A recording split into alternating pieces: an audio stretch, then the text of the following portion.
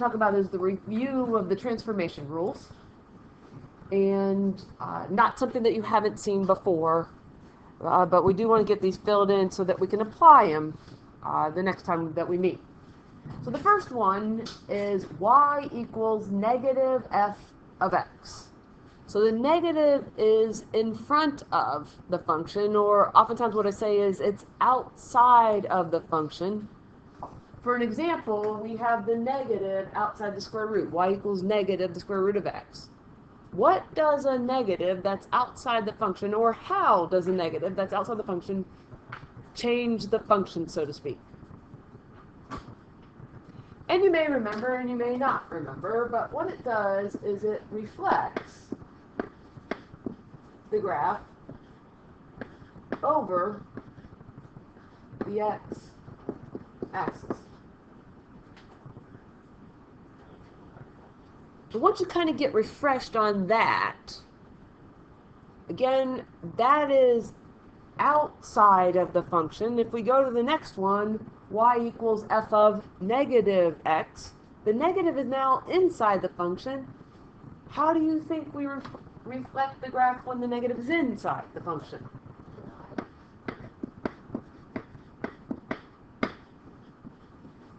And it is the y-axis.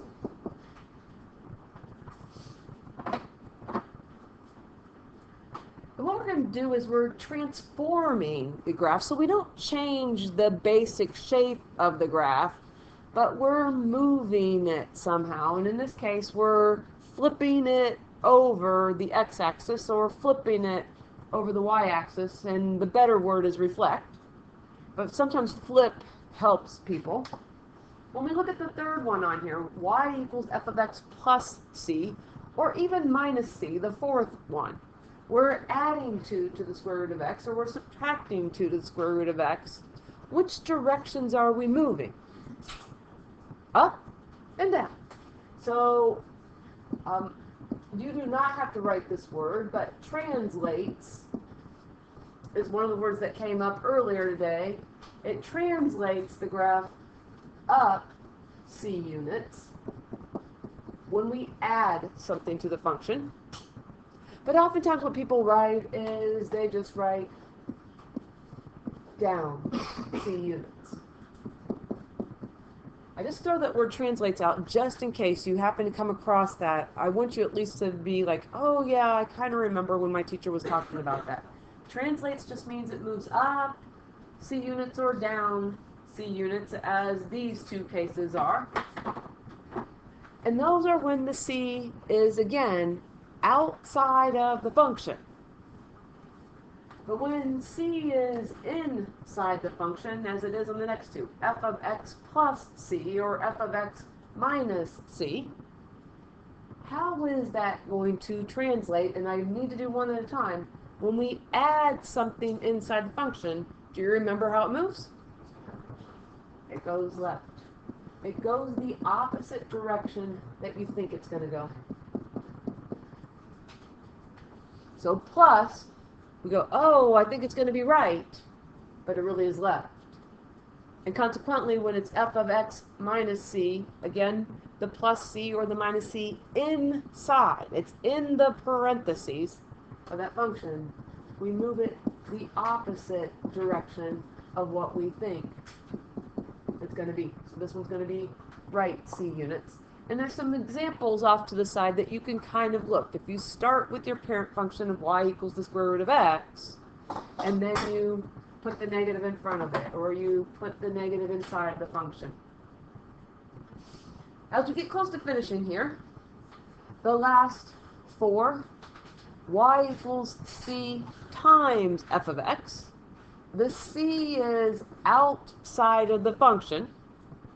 And just something to also note is that the absolute value of c is greater than 1. So we want a value for c that's bigger than 1.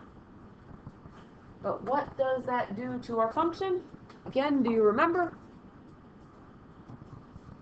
And what it does is it vertically stretches our function.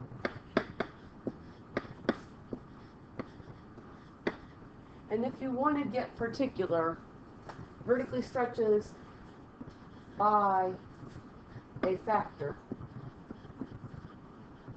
of C. I think that the by a factor of C, I'm not necessarily sure that that's going to be worth it to you to write down, because I think it'll be easier to see when we're actually physically doing the graphs in our next class period. But when C is greater than 1, we vertically stretch the graph. And again, C is outside the function.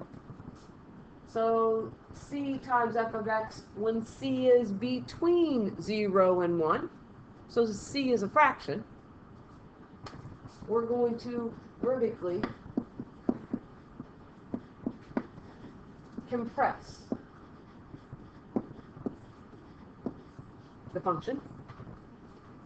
Your teacher in Algebra 2 might have used the word shrink. I try to stick with compress, but I know what shrink means. So vertically stretch, vertically compress, compresses shrink, and those are when C is outside of the function. So you can probably guess what these last two are here. When C is inside the function, f of cx. And once again, C is greater than 1. Well, I've got a little note over there. And what that says is it says, take the reciprocal of the coefficient of x. So in this case, we've got y equals the square root of 2x. We take the coefficient of the 2.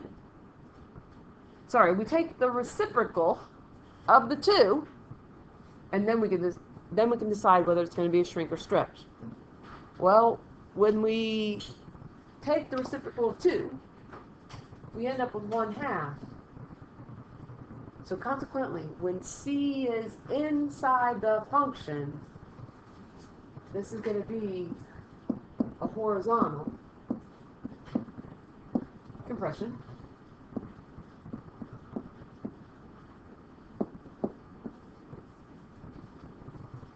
Once again, because it's inside the functions, I oftentimes think of it as it works the opposite way that I think it's going to work. 2, it seems like it should stretch, but really what's happening is we're taking the reciprocal of 2, so we have to compress. Same thing on the last one. Y equals the square root of 1/3 times x. Well, we take the reciprocal of 1/3, and the reciprocal of 1/3 is 3. And consequently, what happens here is that when C is between 0 and 1, and C is inside the function, we're going to have a horizontal